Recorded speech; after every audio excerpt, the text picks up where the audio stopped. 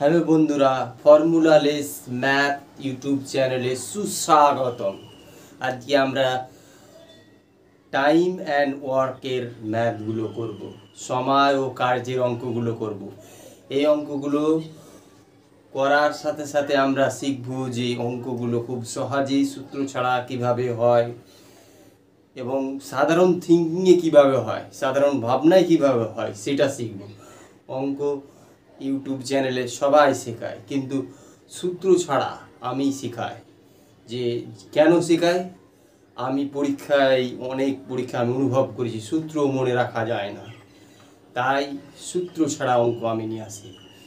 আমরা জেনারেল ভাবনায়, সাধারণ ভাবনায় কি বলছে অঙ্কটা পড়ে সেই ভাবনায় করব।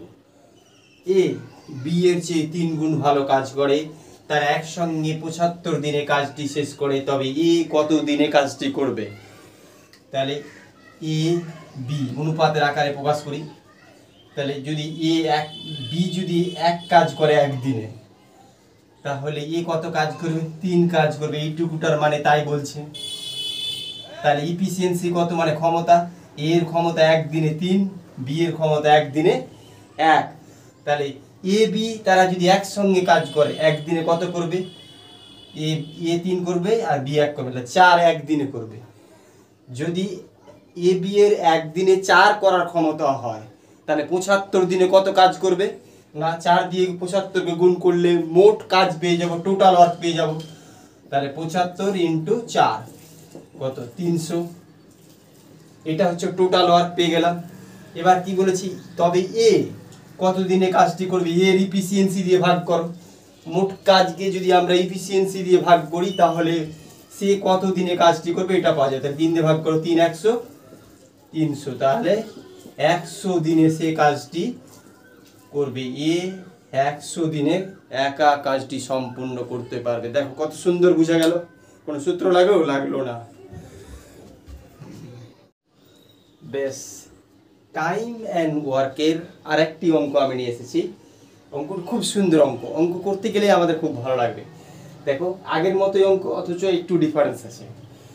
এক্স ওয়াইয়ের চেয়ে 3 গুণ বেশি ক্ষমতায় কাজ করে। ওই কাজটি এক্সকে ওয়াইয়ের থেকে 32 দিন কম লাগে, তাহলে ওই কাজটি একসঙ্গে তারা কত দিনে শেষ করবে? দেখো তাহলে আবার আগের মতোই এক্স ওয়াই। তাহলে ওয়াই যদি একদিনে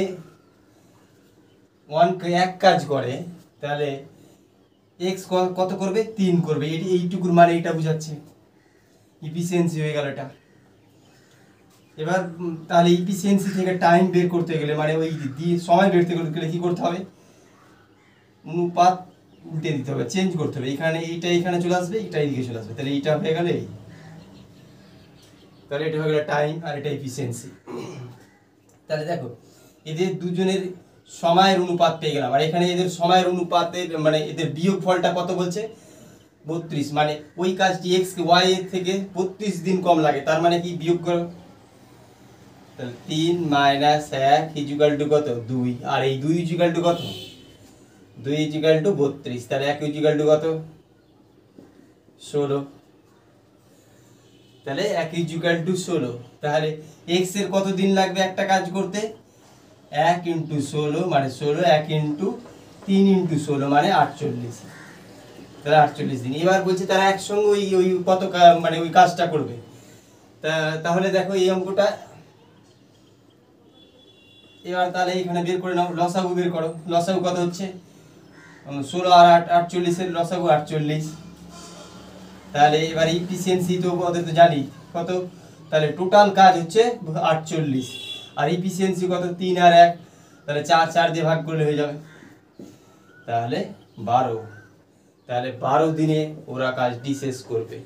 এভাবে আমরা ফর্মুলা লেস ম্যাথ ইউটিউব চ্যানেলে এরকম অঙ্ক শিখতেই থাকবো আমরা।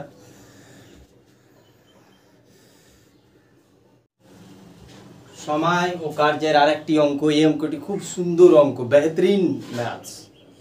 এই অঙ্কগুলো করতে পারলে তুমি যে কোনো পরীক্ষায় কোয়ালিফাই করতে পারো। তুমি যে কোনো পরীক্ষা, সিজিএল বা সাব ইন্সপেক্টরের পরীক্ষা, বা এখন যেরকম টেটের পরীক্ষাগুলো কঠিন কোশ্চেন দেয়, এইরকম কোশ্চেন দেয়। দেখো খুব সহজেই সূত্র ছাড়া এই অঙ্কটা আমরা করে ফেলবো। দেখো একটি কাজ শেষ করতে এ বি এর চেয়ে দ্বিগুণ বা সি এর চেয়ে 3 গুণ বেশি সময় নেয়, তারা একসঙ্গে কাজটি 6 দিনে করে, তবে এ একা কত দিনে কাজটি করবে?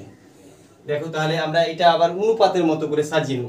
তাহলে এখানে কজন আছে? 3 জন আছে, এ বি সি। তাহলে এ বি সি বলছি এ বি এর চেয়ে দ্বিগুণ, তাহলে এ যদি 1 করে একদিনে তাহলে বি কত করবে? 2 করবে। আবার বা সি এর চেয়ে 3 গুণ, সি যদি 1 করে তাহলে এ কত করবে? 3 করবে। এটাই তো বলছে এই বাটা এর সঙ্গে কানেক্টেড, বি এর সঙ্গে নয়। আর এইটা এবার এই অনুপাতটাকে মিলাও, মানে এইখানে 2 আছে, এখানে 3 আছে, একে 1 করো। 1 করতে গেলে এখানে কি করতে হবে? 3 দিয়ে গুণ করতে হবে, মানে এই নাম্বারটা দিয়ে গুণ করো আর এই নাম্বারটা দিয়ে গুণ করো।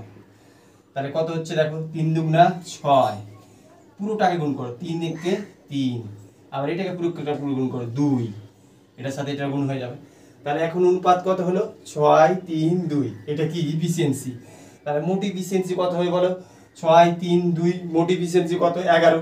মোট ইফিসিয়েন্সি 11, মানে একদিনে এরা 3 জন মিলে একদিনে কাজ করে 11, তো 6 দিনে কাজ করতে করবে 66, 6 11 66। তাহলে মোট কাজ কত হলো? টোটাল ওয়ার্ক কত হলো? 66। এবার বলছি এ একা কত দিনে করবে?